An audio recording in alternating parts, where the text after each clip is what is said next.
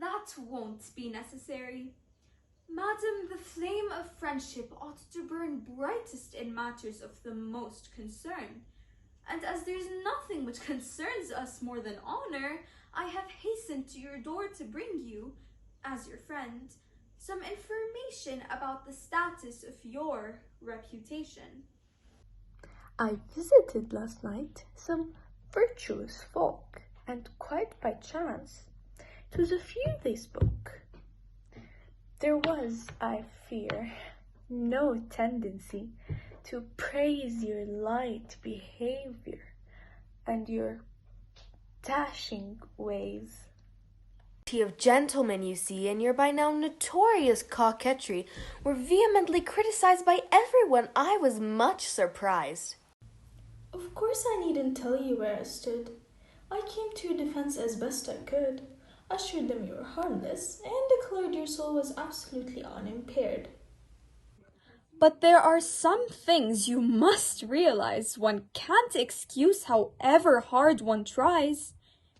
And I was forced at last into conceding that your behavior, madam, is misleading, that it makes a bad impression, giving rise to ugly gossip and obscene surmise, and that if you were more overtly good, you wouldn't be so much misunderstood. That I think you unchaste. No, no, the saints preserve me of a thought so low. But mere good conscience never did suffice. One must avoid the outward show of vice. Madam, you're too intelligent, I'm sure, to think my motives are anything but pure in offering you this counsel, which I do out of a zealous interest in you. Madam, I haven't taken you amiss. I am very much obliged to you for this, and I'll at once discharge the obligation by telling you about your reputation. The other day I went to an affair and found some most distinguished people there, discussing piety, both false and true. The conversation soon came around to you. Alas, your prudery and bustling zeal appear to have a very slight appeal. Your affectation of a grave demeanor, your endless talk about virtue and honor, the aptitude of your suspicious mind for finding sin when there is none to find. Your towering self-esteem, that pitying face with which you contemplate the human race, your sermonizings and your sharp aspersions on people's pure and innocent diversions. All these were mentioned, madam, and were roundly and concertedly attacked. What good, they say, are all these outward shows, when everything belies her pious pose? She prays incessantly, but then, they say, she beats her maids and cheats them of their pay. She shows her zeal in every holy place, but still she's vain enough to paint her face. She holds that naked statues are moral, but with a naked man she'd have no quarrel. Of course, I said to everybody there that they were being viciously unfair, yet they were still disposed to criticize you, and all agreed that someone should advise you to leave the morals of the world alone and worry rather more about your own. They felt that one's self-knowledge should be great before one thinks of setting others straight, and that one should learn the art of living well before one threatens other men with hell, and that the church is best equipped, no doubt, to guide our souls and root our vices out. Madam, you're too intelligent, I'm sure, to think my motives are anything but pure in offering you this counsel, which I do out of a zealous interest in you. I dared not hope for gratitude, but I did not expect so acid a reply. I judge, since you've been so extremely tart, that my good counsel pierced you to the heart. Far from it, madam, indeed. It seems to me we ought to trade advice more frequently. One's vision of oneself is so defective that it would be an excellent corrective. If you are willing, madam, let's arrange shortly to have another frank exchange, in which we'll tell each other, entre nous, what you've heard tell of me, and I of you. Will never censure you, my dear. It's me they criticize, or so I hear. Madam, I think we either blame or praise, according to our taste and length of days.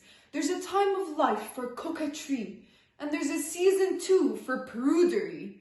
When all one's charms are gone, it is, I'm sure, good strategy to be devout and pure.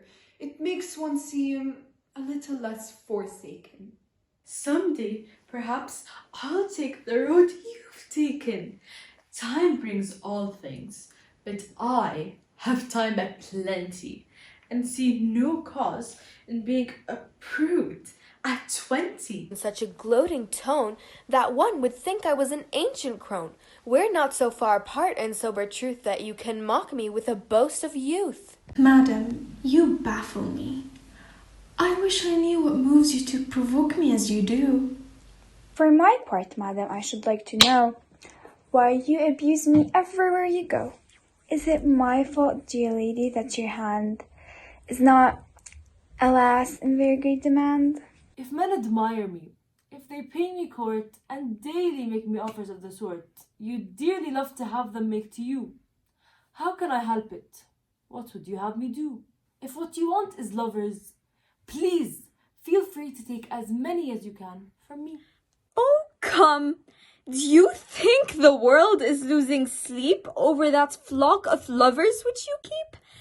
Or that we find it difficult to guess the price you pay for their devotedness? Surely you don't expect us to suppose mere merit could attract so many beaux? It's not your virtue that they're dazzled by, nor is it virtuous love for which they sigh. Fooling no one, madam, the world's not blind. There's many a lady's heaven has designed to call men's noblest, tenderest feelings out, who has no lover dogging her about. From which it's plain that lovers nowadays must be acquired in bold and shameless ways, and only pay one court for such reward as modesty and virtue can't afford. Then don't be quite so puffed up, if you please, about your tawdry little victories, and try, if you can, to be a shade less vain, and treat the world with somewhat less disdain. If one were envious of your amour, one soon could have a following like yours.